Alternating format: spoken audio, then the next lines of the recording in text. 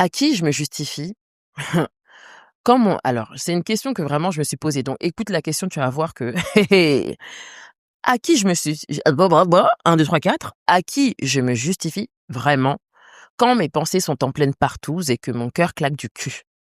Je recommence. À qui je me justifie quand mes pensées sont en pleine partouze et que mon cœur claque du cul? Je vais boire mon thé, ma tisane, ma potion magique et je vais te laisser répondre à la question. Je me baladais tranquillement dans Châtelet. Ah, parce que je te raconte le contexte, hein, quand même, hein. Je me baladais tranquillement dans Châtelet, j'allais m'acheter mes petites choses, tu vois, dans la fameuse pharmacie où il y a les bonnes affaires. Quand d'un coup, d'un seul, je me suis observée. Voilà. Et j'aime beaucoup faire ça parce que je suis mon propre rat de laboratoire. Je sais pas si toi aussi tu es un peu comme ça avec toi-même, mais de temps en temps, il faut le dire. Voilà, j'adore être mon propre rat de laboratoire de temps en temps, de times and times. Et j'ai observé le fait que, quand il y avait une pensée contraire qui venait, qui traversait le ciel de ma conscience, voilà, parce qu'une pensée, même si elle est chargée émotionnellement, c'est juste une pensée qui traverse le ciel de ta conscience. Hein, c'est beau ce que je dis, oui, je sais.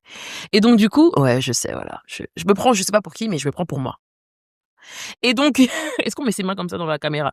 Et donc du coup, j'ai vu que quand il y a une pensée qui venait qui était bien chargée, chargée, chargée, chargée, j'étais là en train de dire: «Oui, mais non, c'est ça que j'ai dit» et puis moi à un moment donné, j'en avais un peu marre, voilà, de m'entendre, voilà, faire ça, contrer les pensées, hein.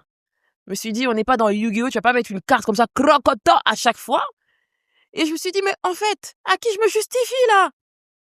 Et je me suis posée et quand je me suis posée, j'ai commencé à déblatérer des choses à mon dictaphone et je me suis dit: «Je suis obligée de vous le partager». D'ailleurs, voilà, bienvenue dans les confessions d'une guérisseuse. Moi, c'est Sarah, coach intuitive non, pas coach intuitive, j'ai retiré le intuitive, coach en art thérapie. À la base, je suis éducatrice spécialisée et j'ai décidé d'aider les gens à pouvoir kiffer leur humanité parce que c'est très important pour moi.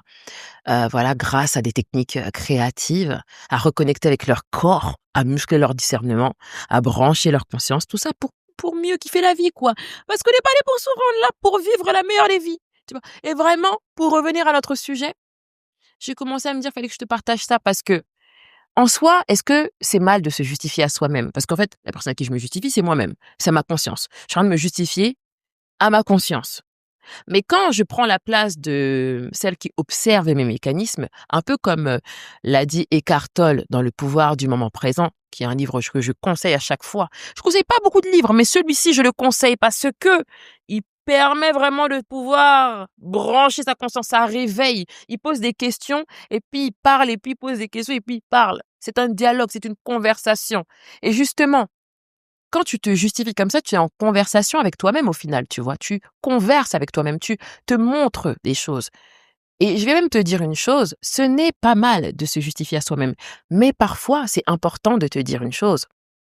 Tu peux t'asseoir et observer ce qui se passe et comprendre une chose, c'est que ce qui se déroule là, heu, les pensées qui te traversent n'ont aucun poids sur ce que tu proclames sur ta vie et ce sur su 2, 3, 4, je ne couperai pas et sur ce que tu vas vivre.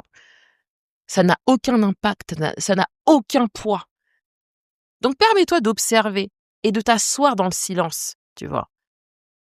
Et d'être celle qui c'est comme s'il y avait une télé là, tu vois?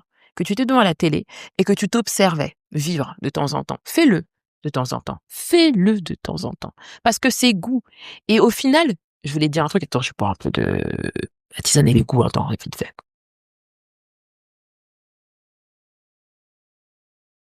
J'aime bien manger les feuilles de mes tisanes. Oui, je sais.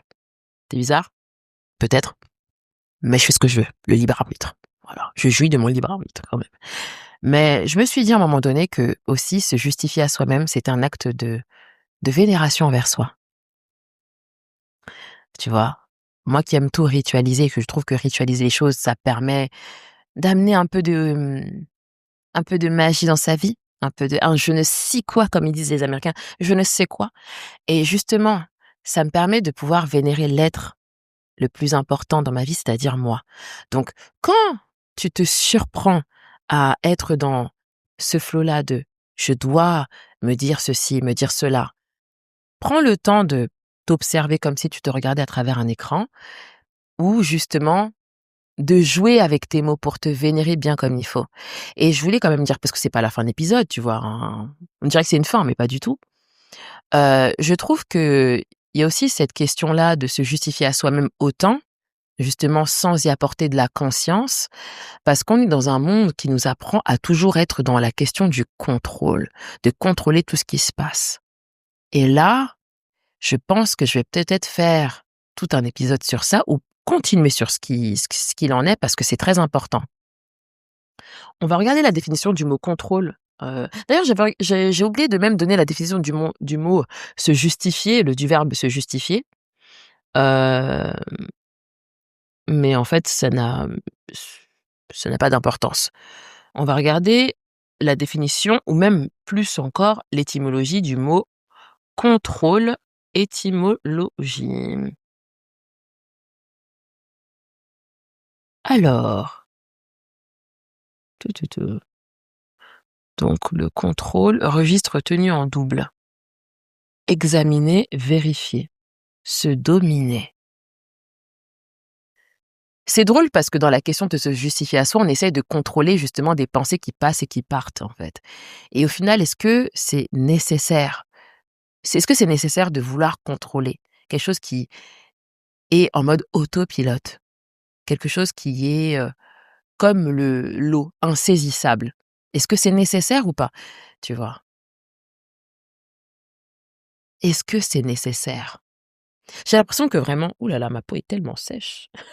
Excuse-moi.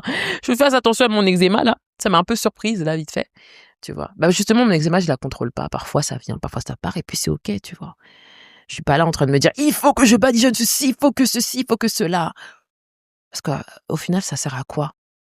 Je sais même pas ce que je suis en train de te dire là en fait, en vrai. Je suis en train de te parler plein de choses, mais je suis en train de te parler du fait que tu es le mouvement de vie qui est insaisissable en soi et justement vouloir contrôler ce qui n'est pas de l'ordre du contrôle, mais de l'ordre du vécu est parfois inutile, non? Je ne sais pas. Je t'invite peut-être à réfléchir sur cette question-là. C'est l'épisode le plus waouh du monde parce que je te pose des questions, mais que je ne te donne pas de réponse en fait.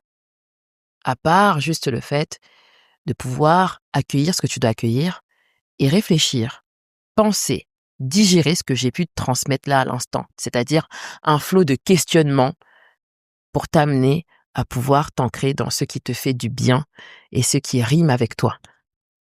On va rester sur ça, hein, d'accord? Voilà, fin de transmission.